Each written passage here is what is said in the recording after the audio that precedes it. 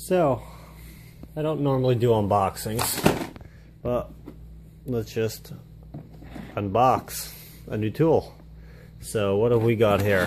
We've got the Testo 550 Bluetooth. Everybody's been familiar with Testo for pretty much forever if you've been into digital manifolds, and personally I jumped straight for an iConnect. Extremely pleased with it. It has taught me a lot, and going forward I will continue to use it as my main tool. Just a little short reason why I purchased the Testo. I have a philosophy that 2 is 1, 1 is none, and you've got to have a backup. Just tonight I was using the iConnect, got everything set up. It was around 10:30 p.m. and I ended up having to use the iConnect through my cell phone since Testo was dropped off at the office but hadn't been brought down to the job site yet, and I was at the job site. I ended up using my cell phone from the vehicle.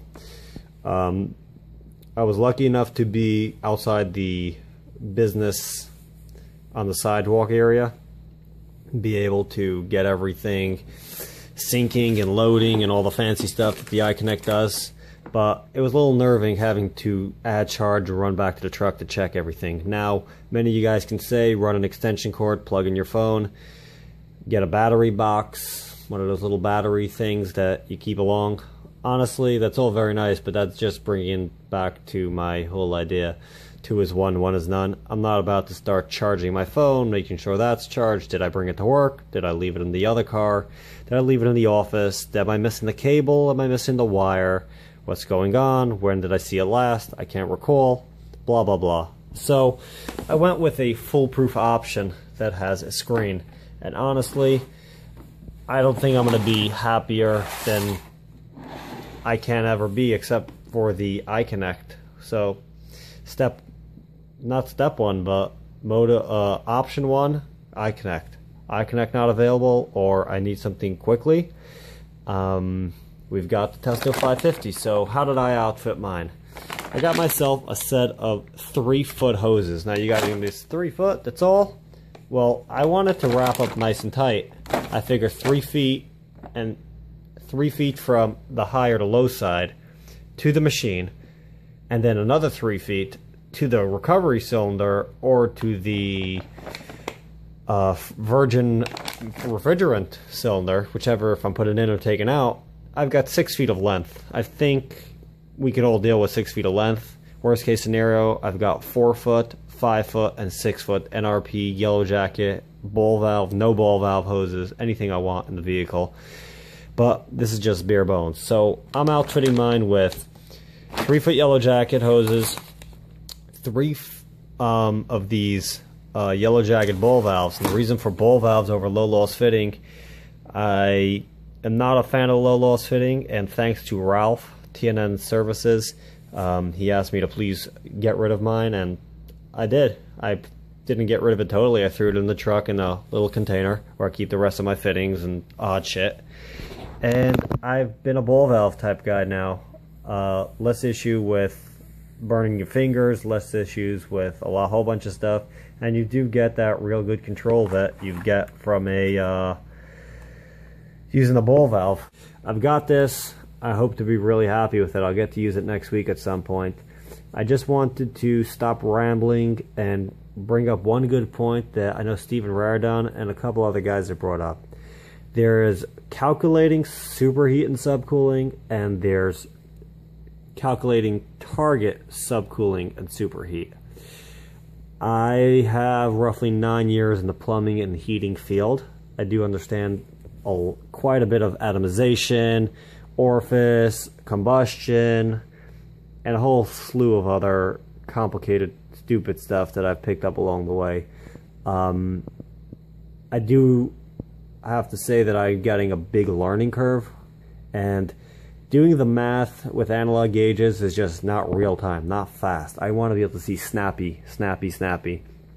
Just this evening I met a 21-year-old kid who's been doing this for about 3 years, and me and my buddy Fishnuts asked him, hey, how how are you calculating the stuff? He said, well, I could fill it with my hand. I could do this. How do you charge it? How do you know when it's full? Well, I watch the pressures. It's come back cold enough. I said, you ever use superheat? He says, what is that? I mean, come on, guys. Superheat, subcool. He's obviously overcharging the units most of the time. And if he's not undercharging them, he's grossly undercharging them. He hopefully is getting decent subcooling for all his thermostatic expansion valves. If not, he's just wearing away the seat.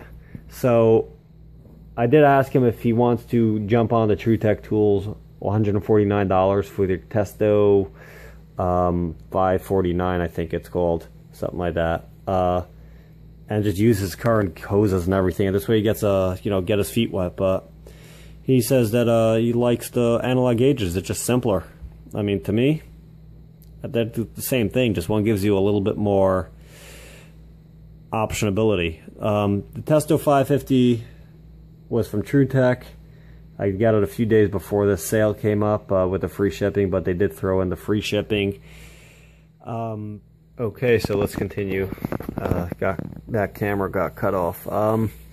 So I did get these two other things from other vendors, and I really have to say, did not run me a whole lot of money.